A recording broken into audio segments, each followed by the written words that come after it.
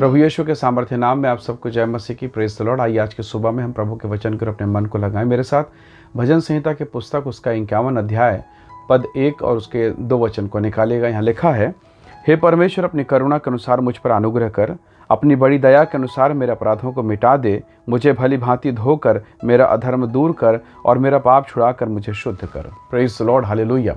प्रभु के लोगों, कई बार आप लोगों ने समाचार में पढ़ा होगा, कई फिल्म हस्तियाँ, एक्टर लोग, कई बार खिलाड़ी, स्पोर्ट या प्रसिद्ध लोग कई बार जब गलत करते हैं, जब वो लोगों के पकड़ में आते हैं, तब उन्हें शर्मिंदगी महसूस होता है। हो सकता है कोई ड्रग्स ले ले और पकड़ में आ जाए, अरेस्ट हो जाए, जेल चला जाए, या कई प्रकार की ऐसी बातें। और तब उनके समर्थक भी कई भागों में बढ़ जाते हैं। कुछ लोग कहते हैं नहीं डिप्रेशन में ऐसा किया होगा। कुछ लोग कहते हैं कि नहीं, उस पर झूठा आरोप लगाया है। और कुछ लोग कहते हैं कि कोई बात नहीं, माफ़ कर दो। तो कई लोगों की कई विचारधाराएं। पर जब हम परमेश्वर के दास राजा दाऊद के विषय में देखते हैं, तो उसने मानव प्रवृत्ति के अनुसार उसने काम किया। जब वो पाप करता है, वह विचार करता है, उसने अपने सबूतों को मिटाने की बहुत बड़ा प्रयास किया, बड़ी चेष्टा करी। शायद उसमें कुछ हद तक वो सफल भी हो गया और उसे लगा कि चलो मेरा पाप दब गया, किसी को पता नहीं चला। पर कुछ समय के बाद परमेश्वर का दास नातान नबी आता है और उसने सब बातों को सबके सामने खोल कर रख दिया। अब दाऊद इस बात को समझ गया कि मैंने जो पाप किया था उस स्त्री के विरुद्ध में या उसके पति के विरुद्ध में या किसी व्यक्ति के विरुद्ध में नहीं किया।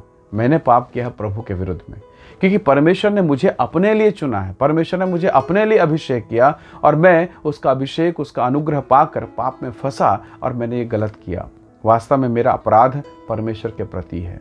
वास्तव में मेरी गलती परमेश्वर के प्रति है। मैंने जो पाप किया, अर्थात मैंने परमेश्वर के अनुग्रह का विरोध किया। अब उसे इस बात का समझ आ गया और तब इस बात को उसने भजन संहिता की पुस्तक में लिखा। क्या आप अपने पाप को सबके सामने लिखकर बताएंगे? क्या आप अपनी गलतियों को सबके सामने मानेंगे? राजा होकर, एक प्रसिद्ध व्यक्ति होकर। आज लोग जो है गलती मानते नहीं, यहाँ तक कई बार तो ऐसा कह देते हैं, यदि किसी को कुछ ठोकर लग गया या मेरी बोली भाषा से किसी को कुछ बुरा लग गया, माफ़ कर दीजिए। लोग ऐसे क्षमा मांगते हैं। पर दाऊद ने साफ साफ कह दिया, प्रभु मुझे पवित्र कर, मुझे शुद्ध कर। वचनों को अगर हम पढ़ें तो वो कहता है, मेरा पाप छुड़ा कर तू मुझे शुद्ध कर।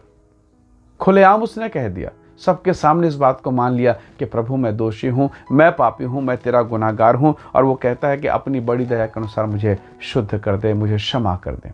परमेश्वर के लोगों, इस बात को मानना कि मैं एक मसीह होने के बाद अगर मैं पाप करता हूँ तो उस व्यक्ति के विरुद्ध में नहीं, सीधा सीधा परमेश्वर के विरुद्ध में अधर्म है। बताइए जरा, सोचिए सही कि आदम और हव्वा ने जो गड़बड़ी की, जो फल को खाया, वो सॉरी बोल सकते थे। परंतु यहाँ पर बात था कि उन्होंने परमेश्वर की आज्ञा का तिरस्कार किया, परमेश्वर का विरोध किया। परमेश्वर के लोगों, कई बार हम अपने जीवन में परमेश्वर की इच्छा के विरुद्ध चलते हैं। पर प्रभु का अनुग्रह है, जब आप पश्चाताप करते हैं, सच में पश्चाताप, सॉरी नहीं, गिल्टी फील करना नहीं कि बस शर्मिंदा हूँ, मुझे माफ़ कर दीजिए, सॉरी नहीं। अंतःकरण से पश्चाताप करना और क्षमा प्राप्ति के लिए प्रार्थना करना आपको परमेश्वर के सामने ऊंचा उठाता है। दाऊद ने सब कुछ मान लिया, कहा प्रभु मुझे शुद्ध कर, मुझे पवित्र कर। और देखिए प्रभु का प्रेम, परमेश्वर यहोवा ने उसे उठाकर खड़ा किया। प्रभु ने उससे प्रतिज्ञा की, उसके बेटे से, ध्यान से सुनिएगा, उसके बेटे से, उसी स्त्री के द्वारा उत्पन्न हुए बेटे से उसने अपना भव्य मंदिर को बनवाया। Praise the Lord. कैसा अनुग्रह है।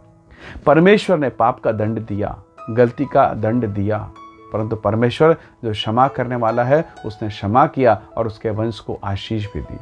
परमेश्वर के लोगों, यदि एक मजिस्ट्रेट आपको हत्या के अपराध से बरी कर दे, तो क्या कोई आपको दोषी ठहरा सकता है? या कोई कहेगा क्या कि ये हत्यारा, ये दोषी? नहीं, आप दोष मुक्त हो चुके हैं, आप निर्दोष हो चुके हैं। तो परमेश्वर का अनुग्रह देखिए कि उसने अपने पुत्र प्रभु यीशु मसीह के द्वारा मेरे और आपके धर्मों को दूर कर दिया, हमें दोष मुक्त कर दिया, हमें पवित्र किया। और वो पवित्रता मुझे और आपको निःशुल्क मिला है, केवल यीशु मसीह के नाम के द्वारा।